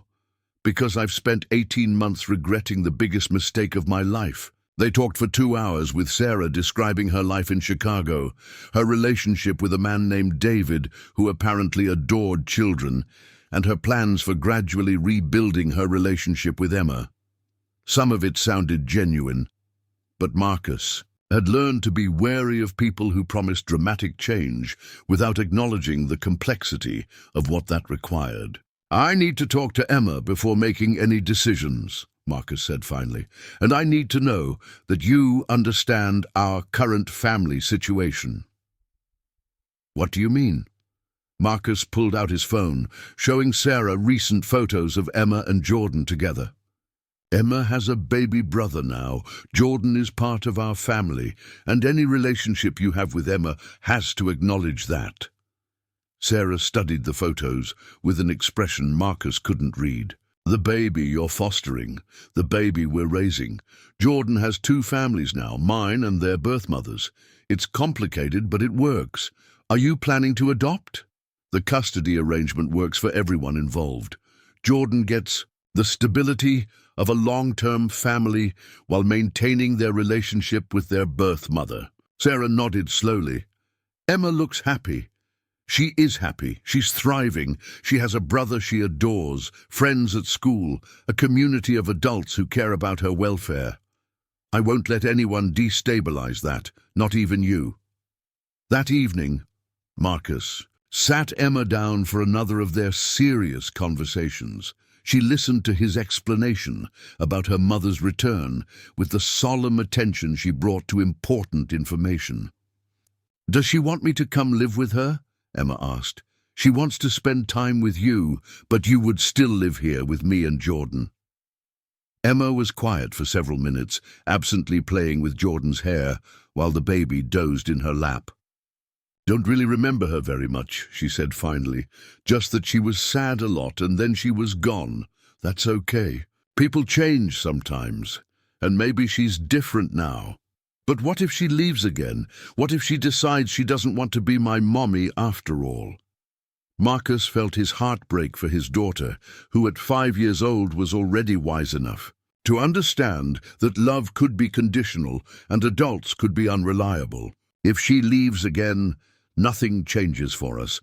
You'll still have me and Jordan and Mrs. Chen and Ashley and all the people who love you every single day." Emma nodded, some tension leaving her small shoulders. "Can I think about it?" "Of course. And whatever you decide, I'll support you. If you want to see her, we'll work it out. If you don't, that's okay too." 2 days later, Emma announced her decision while she and Marcus were preparing dinner. "I want to meet her," she said without preamble. "But I want Jordan and Ashley to be here too." Marcus paused in his vegetable chopping. "Why?" "Because if she's going to be part of our family, she needs to understand what our family looks like. And I want her to see that I have a really good life with people who don't leave."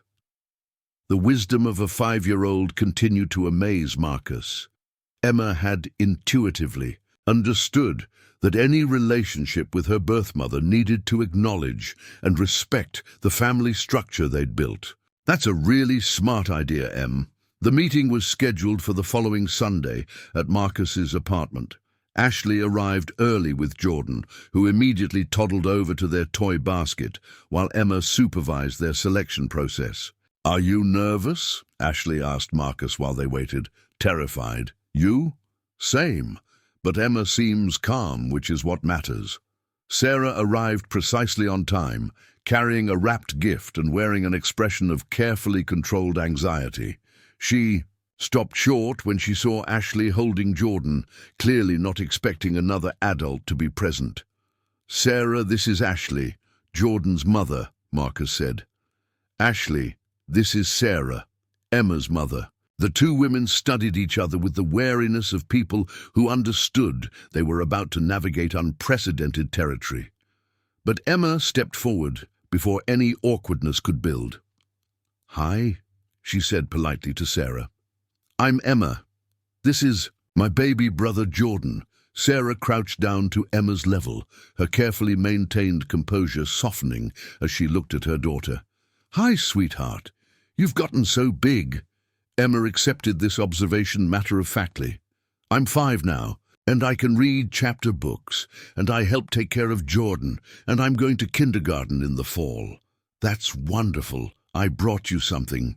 Emma opened the gift to reveal a beautiful children's book about a little girl who goes on adventures with forest animals. She thanked Sarah politely, but immediately handed the book to Jordan. "Jordan likes pictures," she explained. "We read together every night." Sarah watched her daughter's immediate impulse to share with obvious surprise and growing emotion. This wasn't the same Emma she'd left 18 months ago. This child was confident, generous, and completely secure in her place within their family. The afternoon progressed cautiously, but successfully. Sarah listened as Emma explained Jordan's care routine, their daily schedule, and the complex logistics of their shared custody arrangement. She asked thoughtful questions about Emma's school, her friends, her favorite activities, treating their conversation like an interview rather than a reunion. "Do you like having a baby brother?" Sarah asked at one point. Emma considered the question seriously. "Sometimes it's hard because babies need lots of attention, but mostly I love it. Jordan makes everything more fun, and I get to teach them things, and when they smile at me, it feels like sunshine in my chest."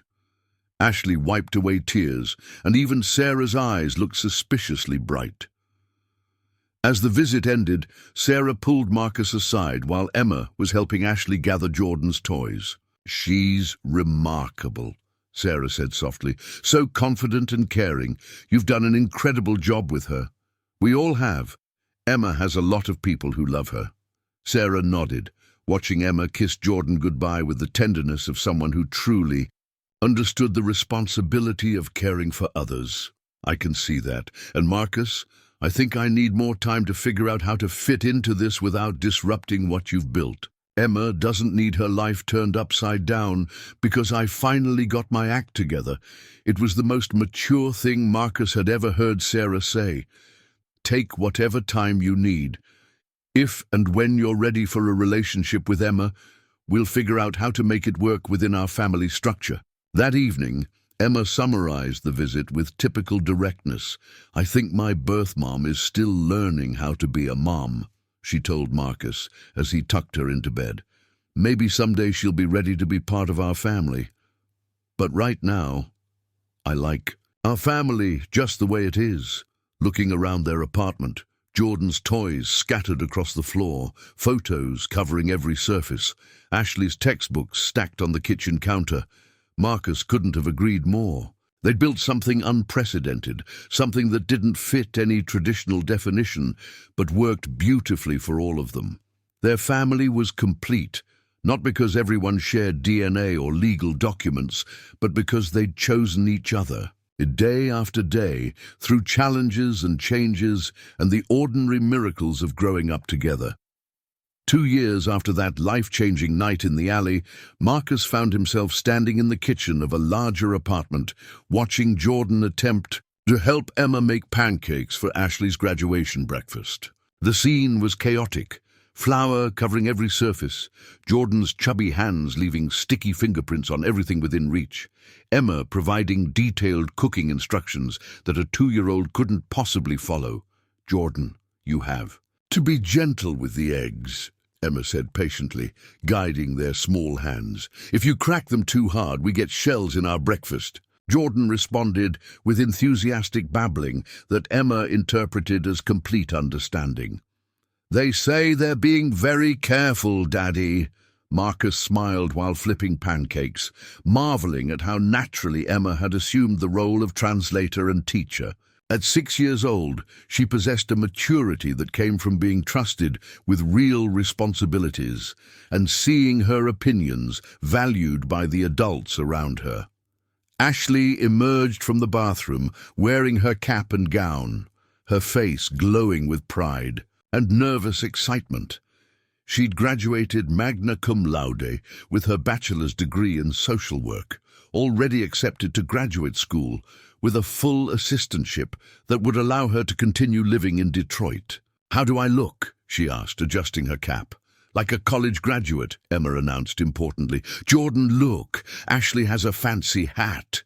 Jordan clapped their hands together, a gesture they'd learned meant celebration, and babbled something. That might have been Ashley or might have been Pancake. At 2, Jordan was walking confidently, climbing everything climbable, and had developed their own system of communication that their family understood perfectly, even if outsiders were baffled.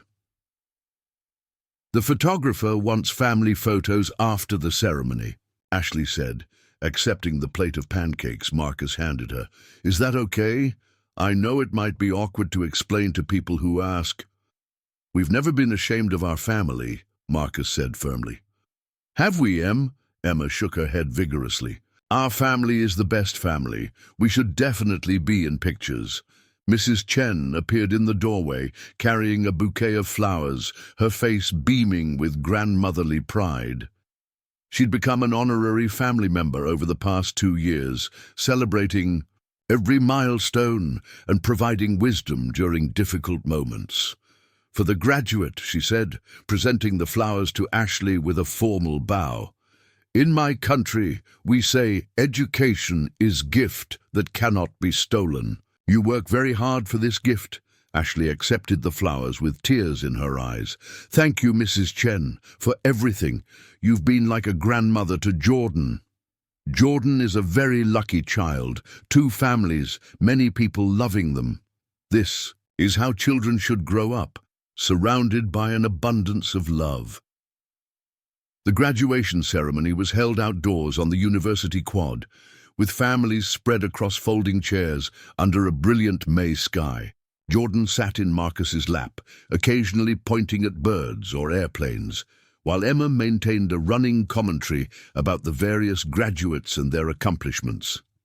"That lady has really tall hair under her hat," Emma whispered loudly. "Do you think it will fit when she takes the hat off?" "Ashley looks nervous," she observed a few minutes later. "Should we wave at her?" When Ashley's name was called, their small cheering section erupted with enthusiasm. Emma stood on her chair waving both hands. Jordan clapped and squealed with delight, and Marcus felt his chest swell with pride for this young woman who'd transformed herself so completely. After the ceremony, as they posed for photos with Ashley's diploma, other families began approaching with curious smiles. Rather than awkward explanations, these conversations flowed naturally, with Emma serving as their unofficial spokesperson.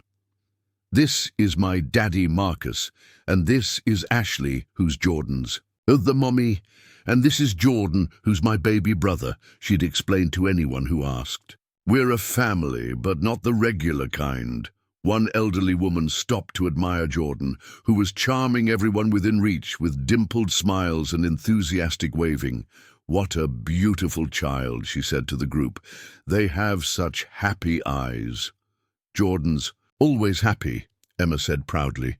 "They have lots of people who love them, so they never have to worry about anything." The woman looked between Marcus and Ashley with understanding dawning on her face. "How wonderful that you've all put this child's needs first. Not everyone would be so mature about shared custody." That evening, they celebrated at their favorite family restaurant, with Jordan in a high chair between Marcus and Ashley, keeping everyone entertained by attempting to feed mashed potatoes to their stuffed elephant. Emma had appointed herself Jordan's entertainment coordinator, making funny faces and singing songs that sent the toddler into peals of laughter.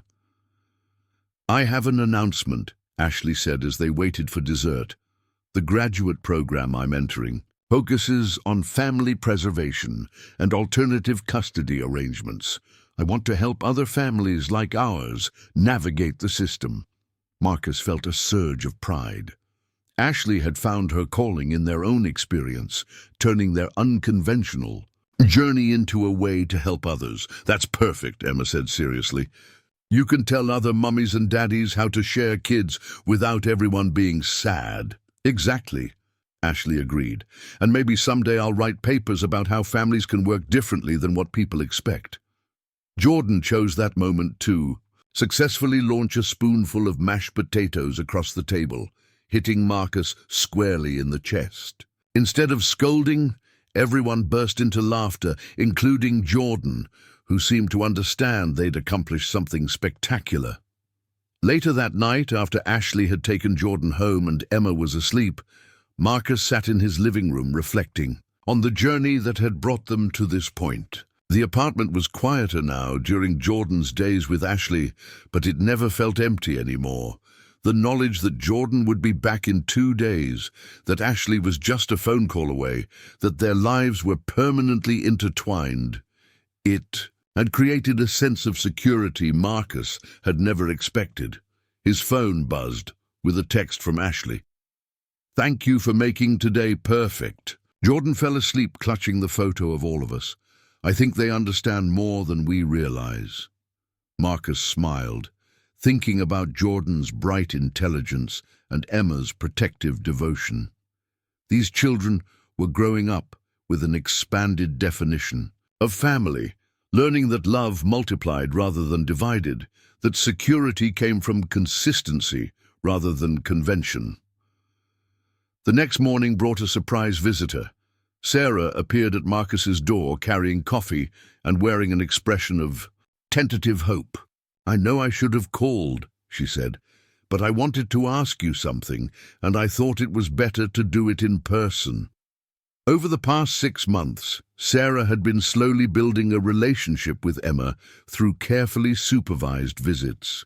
She'd proven her commitment by showing up consistently, remembering Emma's interests, and never making promises she couldn't keep.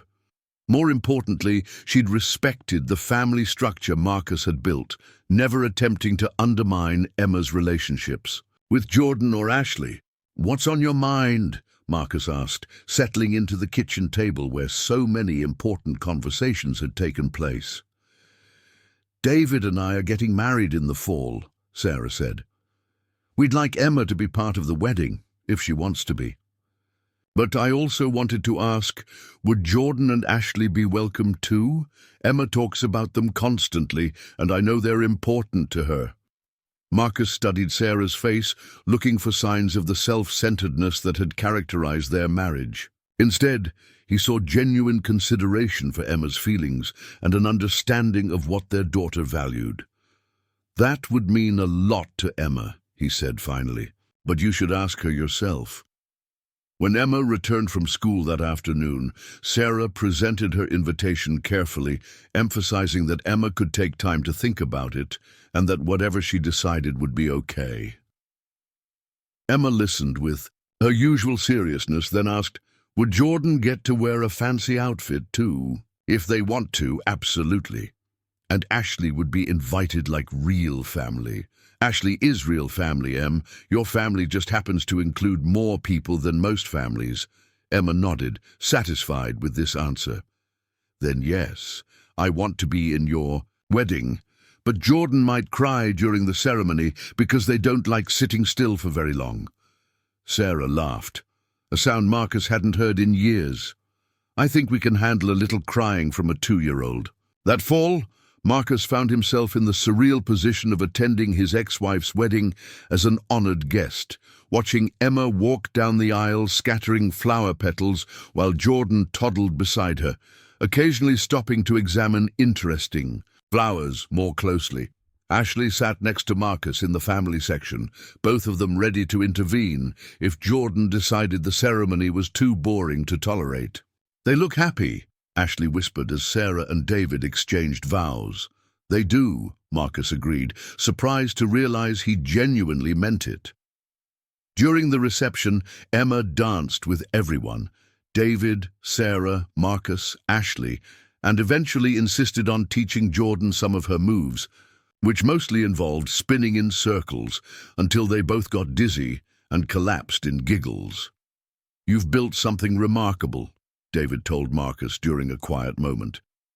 "Emma talks about Jordan like they're the most important person in the world, and Ashley, she clearly adores both kids." Marcus watched Ashley helping Jordan navigate the buffet table, while Emma provided detailed explanations about which foods were safe for babies and which were too spicy for little tongues. "We just figured it out as we went along," Marcus said. "None of us knew what we were doing at first. Maybe that's the secret. When you don't have a blueprint, you build something that actually works for your specific situation instead of trying to fit into someone else's idea of how things should be." As the evening wound down, Marcus found himself surrounded by his unconventional family. Emma teaching Jordan to blow bubbles, Ashley organizing leftover cake for them to take home, Sarah and David planning future visits that would include everyone. Mrs. Chen had been right years ago. Love did find a way, but not always the way people expected. 3 years after hearing a baby crying in a dumpster, Marcus realized he'd learned the most important lesson of his life. Family wasn't about blood, or legal documents, or traditional structures. Family was about showing up for each other, day after day, through sleepless nights and milestone celebrations, through tantrums and triumphs, and the ordinary magic of growing up together. Jordan would grow up knowing they were wanted by multiple families, that love came in abundance rather than scarcity, that being different wasn't something to overcome, but something to celebrate. Emma would understand that protecting people you loved sometimes meant sharing them, that families could expand and evolve while remaining strong, and Marcus would continue learning every single day that the best things in life often came disguised as complications, arriving when you least expected them and changing everything in ways you never could have imagined. Standing in that wedding reception, watching Jordan attempt to share their cake with Emma's flower crown while Ashley laughed and took pictures, Marcus felt the deep satisfaction of a life lived fully. They'd built something beautiful from broken pieces, something unprecedented from impossible circumstances. Their family was complete, not because it was perfect, but because it was theirs. 5 years had passed since that cold March night when Marcus heard crying in a dumpster, and today he stood watching 7-year-old Jordan kick a soccer ball across the park, while 10-year-old Emma cheered from the sidelines. The spring air carried the sounds of children playing and parents chatting, a symphony of ordinary family life that Marcus never took for granted. "Jordan's getting really good at this," Ashley observed, settling beside Marcus on the bleachers. She wore scrubs from her job at the children's hospital, where she'd been working as a family advocate for the past year. "Did you see that goal they scored last week?" "Emma recorded it on my phone," Marcus replied, pulling up the video of Jordan's triumphant moment. She's appointed herself their personal documentarian. Emma jogged over during halftime, her face flushed with excitement. "Daddy, Jordan wants to know if we can get ice cream after the game. I told them we have to ask both parents, but I think it's a good idea because they've been practicing really hard." Marcus smiled at the casual way Emma navigated their family structure. At 10, she effortlessly managed relationships with multiple parental figures, translated between Jordan's two homes, and served as the bridge that kept everyone connected. She'd grown into a confident, empathetic child who understood that love came in many forms. "What do you think, Ashley?" Marcus asked. "Ice cream sounds perfect, but Jordan needs to finish their vegetables at dinner tonight." "Deal," Emma said, already running back to deliver the good news. The soccer game ended with Jordan's team winning 3-2, and Jordan sprinted toward their cheering section with the uninhibited joy of a child who knew they were unconditionally loved. They launched themselves into Marcus's arms first, then Ashley's, then demanded to be lifted high enough to high-five Emma. "Did you see my kick?" Jordan asked breathlessly. "Coach Martinez said it was the best kick of the whole game." "We saw everything," Ashley assured them. "You were amazing out there." As they walked toward the ice cream truck, Marcus noticed other families watching them with curiosity. Their arrangement still drew attention sometimes, the way Jordan seamlessly moved between calling him Dad Marcus and Ashley Mama Ashley. How Emma automatically included both adults in every decision, the obvious affection between all four of them despite not sharing traditional family structures. 3 scoops, Jordan announced to the ice cream vendor. "Chocolate, vanilla, and strawberry." "That's ambitious," the vendor said with amusement. "You sure you can handle all that?" "Jordan has a very big appetite," Emma explained seriously. "They're growing fast because they have 2 families feeding them." The vendor looked confused, but Marcus had learned to let Emma handle these explanations. She had a gift for making their situation sound perfectly normal. Later that evening, at Ashley's apartment for their weekly family dinner, Jordan was building an elaborate castle with blocks, while Emma read aloud from a chapter book about dragons. Marcus and Ashley worked together in the kitchen, a routine they'd perfected over the years. "I got the acceptance letter today," Ashley said quietly, focusing on chopping vegetables. Marcus paused in his stirring. They'd been discussing Ashley's application to a doctoral program in social work, an opportunity that would advance her career but potentially complicate their custody arrangement. "And," I got in, "full funding, research assistantship, the whole package." Marcus felt a complex mix of pride and concern. "That's incredible, Ashley. You've worked so hard for this. The program requires some travel for research, maybe a few weeks each semester. And the coursework is intense." "We'll make it work," Marcus said without hesitation. "We always do." Ashley looked up from her vegetables, her eyes bright with unshed tears. "How do you do that? Just automatically assume we'll figure it out?" "Because we're a team. We have been for 5 years now." Jordan chose that moment to run into the kitchen, their castle apparently requiring urgent consultation.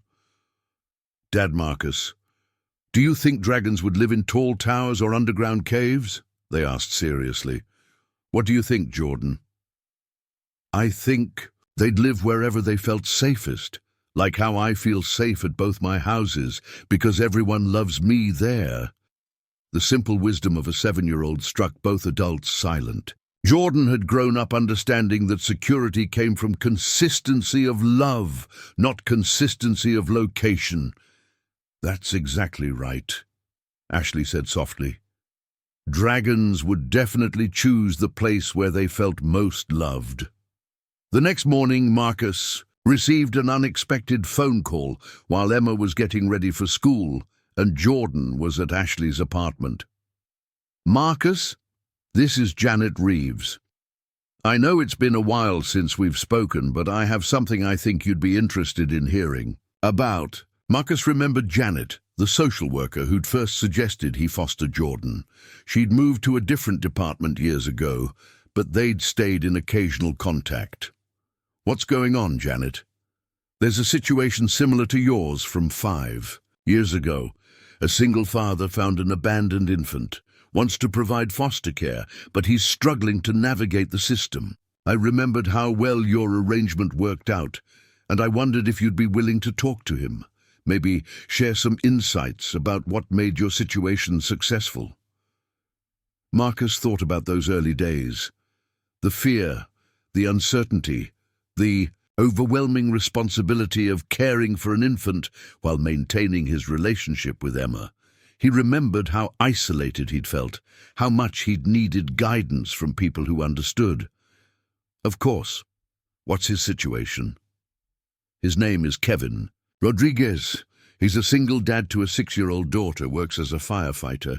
Found a newborn in his apartment building's laundry room 3 weeks ago. The birth mother is in a similar situation to Ashley, young, struggling with addiction, wants to get clean but isn't ready for custody. That afternoon, Marcus found himself sitting across from Kevin at the same coffee shop where he'd once met Sarah. Kevin looked exactly like Marcus had 5 years ago, exhausted, overwhelmed, but determined to do right by a child who needed help. "I don't know what I'm doing," Kevin admitted, bouncing a sleeping baby boy in his arms. "My daughter Sophia loves him already, but I'm terrified I'm in over my head." Marcus smiled, remembering the weight of that same fear. "Can I tell you something?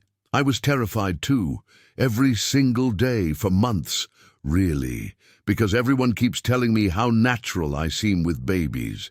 Being scared doesn't mean you're doing it wrong. It means you understand how important it is." They talked for 2 hours, Marcus sharing practical advice about managing custody arrangements, building relationships with birth parents, and helping older children adjust to sudden family changes. But mostly, he listened to Kevin's concerns and offered the reassurance that someone else had successfully navigated this path. "The hardest part," Kevin said as they prepared to leave, "is not knowing if I'm making the right choices for everyone involved." "Here's what I learned," Marcus said. "You can't control the outcome, but you can control how much love you put into every decision. Sometimes that's enough." Driving home, Marcus reflected on how far they'd all come. Ashley was pursuing her dreams, while remaining a devoted mother. Emma had grown into a confident, compassionate child who understood that families came in many forms. Jordan was thriving in an environment where they were surrounded by adults who communicated effectively and prioritized their well-being. And Marcus had discovered that his capacity for love was far greater than he'd ever imagined. That evening, their entire extended family gathered for Emma's school play. Marcus and Ashley sat together, with Jordan on Ashley's lap and Mrs. Chen beside them, all watching Emma perform a dramatic monologue about environmental conservation. Sarah and David sat nearby with their own infant daughter, 6-month-old Lily, who Emma doted on with the same protective instincts she'd always shown toward Jordan. The boundaries between families had blurred completely, creating a network of relationships built on mutual respect and shared love for the children at the center. After the play, as they gathered for photos, Jordan looked around at all the adults, who formed their support system. "We have the biggest family in the whole world," they announced proudly. "Not the biggest," Emma corrected with the precision of an older sister, "but definitely the best." Looking at their group, 2 birth parents, 2 adoptive parents, step-parents, honorary grandparents, and extended family members who'd chosen each other rather than being assigned by genetics, Marcus realized Emma was absolutely right. They'd built something unprecedented, something that defied conventional definitions, but worked beautifully for everyone involved. 5 years after hearing a baby cry in a dumpster, Marcus understood that sometimes the most profound changes began with the simple decision to help someone who needed it. Their story wasn't about perfect people making perfect choices. It was about flawed humans learning to love more expansively than they'd thought possible, creating family structures that prioritize children's needs over adults' convenience, and proving that the best families weren't born. They were built day by day, with patience and compromise and more love than any of them had known they possessed. The crying in the dumpster had changed everything, but not in the way Marcus had expected. Jordan hadn't just joined their family, they'd transformed it into something bigger, more generous, and more resilient than any of them could have imagined. Up. Next, you've got two more standout stories right on your screen. If this one hits the mark, you won't want to pass these up. Just click and check them out. And don't forget to subscribe and turn on the notification bell so you don't miss any. Upload from us.